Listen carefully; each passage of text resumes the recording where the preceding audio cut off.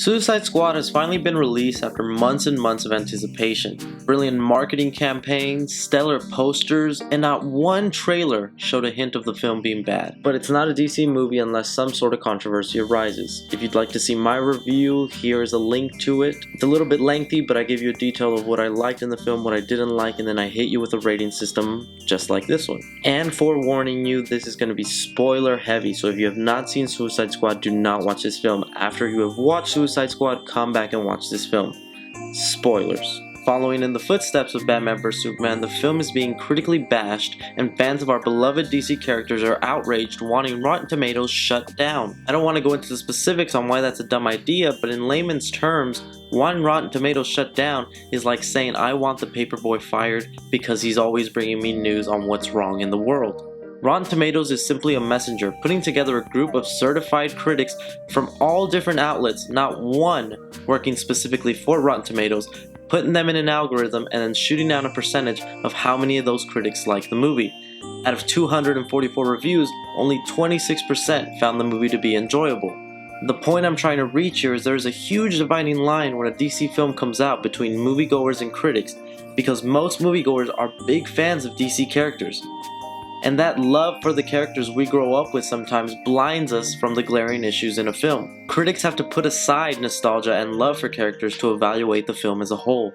For you fans who love Suicide Squad, I want to give you a few concrete reasons on why critics are so heavily panning the movie. Not so you can hate the movie, because everyone is entitled to their opinion, but so you can understand where the critics are coming from and what they see that you as a viewer might not be seeing. Number 1. Exposition Overload. Exposition is a film term that can be defined as writing or speech primarily intended to convey information or to explain a detailed statement or explanation.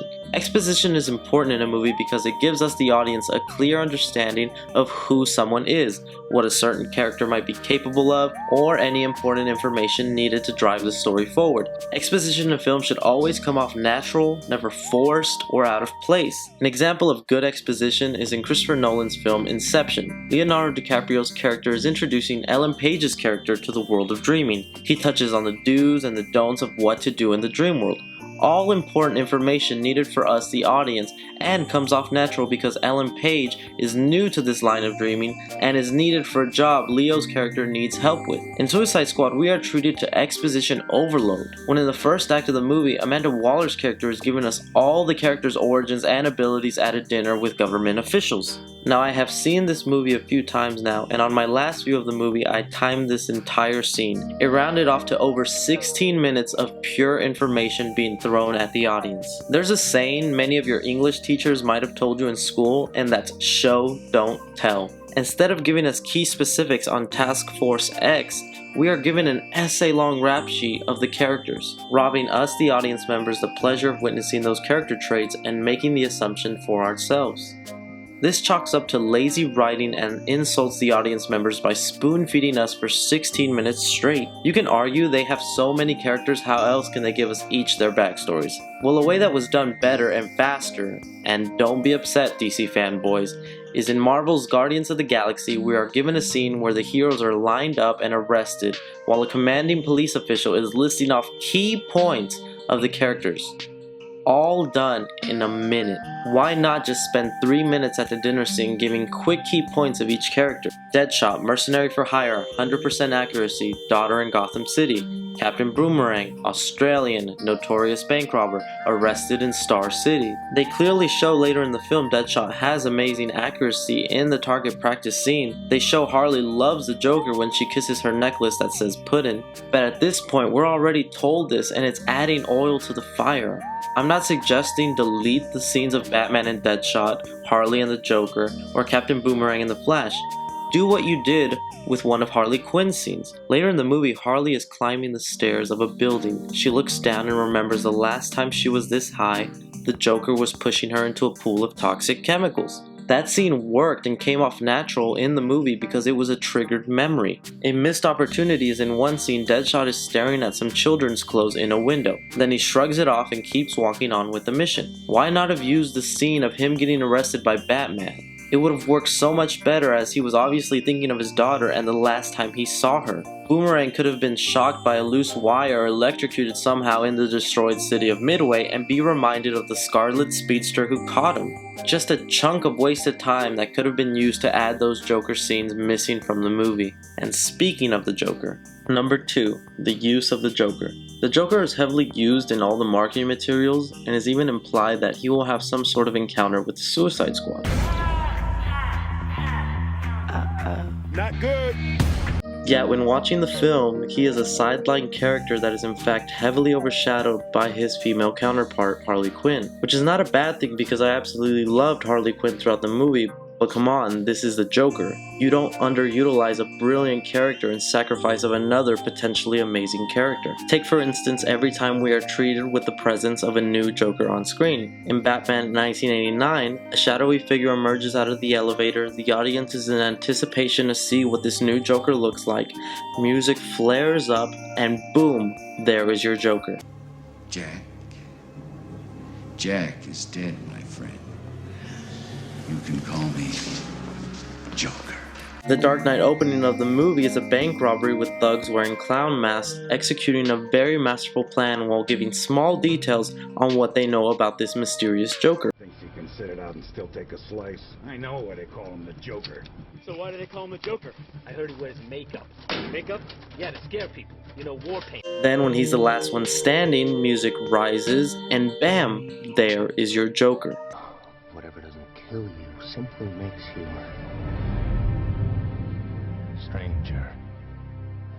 Suicide Squad, he is treated as a side piece to Harley Quinn's origin. Introduction to a new character like the Joker shouldn't be taken lightly. This is my first time viewing the Joker, and all I know from him is that he is in a prison, being mentally treated, and he likes tattoos apparently. And by the way, anyone who would have called this girl pretty could have seduced her. Harley Quinn is supposed to be a brilliant psychologist that gets mentally defeated by the mind games of the Joker. Instead, we are treated to a few sweet words, then she's madly in love, giving machine guns as anniversary presents. Remember the interrogation scene in The Dark Knight? Imagine a scene that fleshed out with the Joker and Harley. Make us believe this Joker could destroy a brilliant mind and not seduce a timid girl.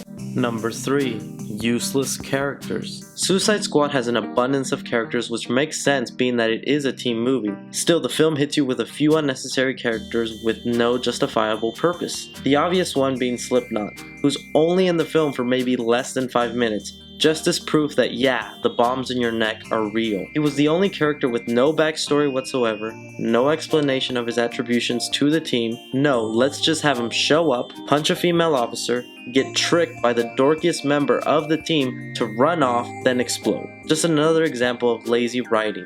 Katana is also another character with no purpose and maybe a few badass sword play scenes. She technically isn't even a Suicide Squad member as she voluntarily shows up and I assume has no bomb in her neck. Clearly a good guy wanting to help. Yet when the Suicide Squad finds out the real mission at hand and Rick Flag's connection to the villain, the team forgets the mission and heads off into the bar and Katana joins them. Why? She makes it clear throughout the film she finds the Suicide Squad members to be worthless criminals. So why forget the mission at hand to have a drink with a few people you don't like? The world's at stake, sweetheart. Lastly, the Enchantress's brother Incubus. He's treated like this unstoppable giant force, when really all he does is level up his sister, give a badass fight scene with Diablo, and has no other contribution to the plot. And while the fight scene with Diablo was badass and really great to look at, you can't deny it's a contrived situation just for the purpose of a badass fight scene. Plus, nobody wanted Diablo to die anyways. Miss you, homie. As of now, that's what I can visually show you without any actual footage of the film. There are still issues in editing where it feels like scenes from the movie is missing, which we know to be true because Jared Leto himself said there are tons of Joker scenes cut out from the film, along with character motivations that are overdone or unexplained. Why did Captain Boomerang come back after he was told he was free? Why did Harley Quinn continue to save the world if the only thing she loved in this world is supposedly dead? Why is Diablo willing to die for a group of criminals who throughout the film criticize him for not helping out with the mission? Yet he goes on to call them family. Come on, you're no Vin Diesel, Diablo. I don't have friends, I got family. I'm sure hundreds of critics wanted to love this movie and wanted to give it a really high rating, But they have a job to do, and that is giving a film constructive criticism to better improve future films. They do this by pointing out mistakes that filmmakers can learn from and not ignore. Quality of a film matters if the viewers want sequel to these franchises. Suicide Squad dropped 40% in box office sales from one day. Batman vs Superman dropped 38% after one day. So if you are a fan, keep praising this film in all its glory, but don't ignore its mistakes. Help DC better improve their films, because I know for sure I don't want to stop seeing these characters on the big screen. I'm Chris, and thank you for watching.